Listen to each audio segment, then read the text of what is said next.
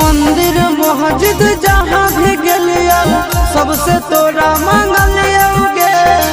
तोरा हम हंसलियो हरदम अपने भले कानलियोगे।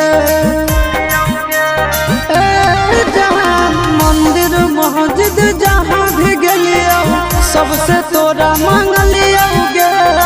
तोरा हम हंसलियो हरदम अपने भले कानलियोगे।